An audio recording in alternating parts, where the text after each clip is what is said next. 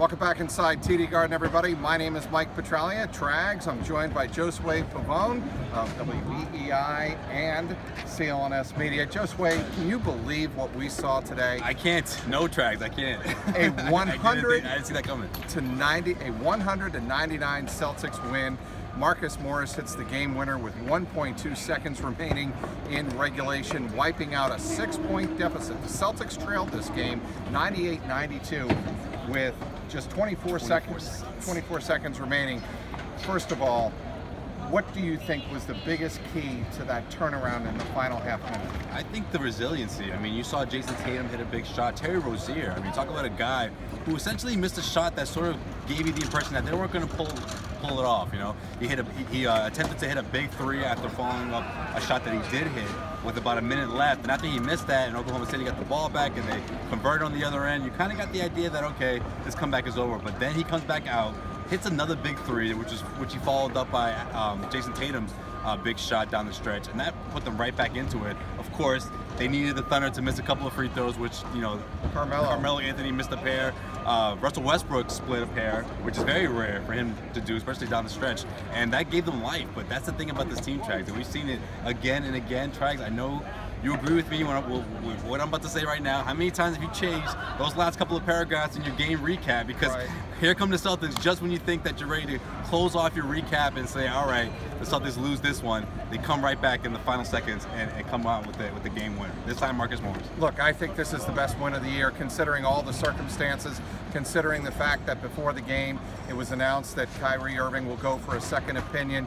Jaylen Brown started to get some shots up in pregame, but he's still under NBA concussion protocol. And Marcus Smart was at the end of the bench. You know, he's rehabbing his hand. They were without so many players, and to beat a very good Oklahoma City team with a lot to play for in the Western Conference, to me, this is the best win of the year. I have to agree with you on that, Trags. You know, I think Steven said it best before the game when he talked about how this team doesn't need someone to replace those 25, 26 points out of Kyrie Irving. Not one guy in particular. It's going to take a group of guys, and that's exactly what we saw tonight. You know, you saw Shane Larkin put in some good minutes in that second half. You can say the same thing about, obviously, what Marcus Morris did tonight, Jason Tatum. Greg Monroe, what a game. I mean, you could say this is probably his best game as a Celtic. You know, I know it hasn't been too long. You know, he hasn't been a Celtic for quite some time, but I think those were the guys that really kept themselves into the game, even though the Thunder were pretty much ahead throughout most of the game. In that second half, it was those guys that kept them in it when they fell back in that last final minutes. Out came Tatum, Rozier, and of course Morris with the game winner. What about the fact Brad Stevens after the game says Jason Tatum and Marcus Morris did a good job of making that last play look good because everybody was in the wrong place? How about that? You kind of got that feeling, but for Brad Stevens to say that, that's such a Brad Stevens thing to say. It's like, yeah, the play broke down. You saw Morris pretty much take an off-balance shot to the right, which, I don't know from your vantage point. It was a fadeaway, essentially. It was a fadeaway, but from my vantage point, it looked way to the right than it should have been, and it goes right through the net. I mean, it was unbelievable. That's just Brad Stevens, you know, busting some chops there. That's real quick. I know you mentioned it, Josue, but Shane Larkin, to me, some critical minutes at the end of the third quarter, early fourth quarter. Absolutely. Yes, very critical. He's the guy who's gonna have to step up here, you know. Without Kyrie Irving in the fold, he's a guy that we all expected to sort of step up. He hasn't necessarily been that guy that you were expecting to see the last couple of games without Irving, but here he comes tonight with a huge performance for this team that kept them in it. You saw him also make good plays defensively.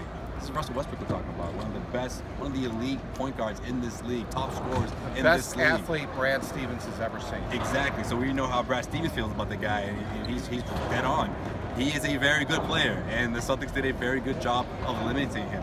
He did manage to score 12 points in that third quarter, but the Celtics did a really good job of keeping him somewhat contained.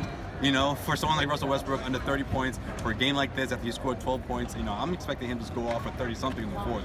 That wasn't the case. A lot of that had to do with the defense. Josue, we're going to wrap it up here. We have to touch on Al Horford and the struggles he had tonight. He was 2 of 9 from the floor. He looked stiff on offense. He did have 7 assists and 5 rebounds and a couple of blocks. He played well defensively, but offensively, he looked totally out of sorts. Yeah, I agree with you, Trags. I feel like he just can't buy a bucket right now. I don't know what it is. I would like to say that, you know, the illness that he suffered last week has something to do with it, but at this point, you know, I mean, it's been quite some time now, Trags. You know, he's had time to sort of shake it off. Maybe we'll see that in this 4-game road trip because they're going to need that out of him. They need Al Horford to step up here. This isn't something that this team can get away with without Al Horford being in the fold. So I'm not too concerned about it.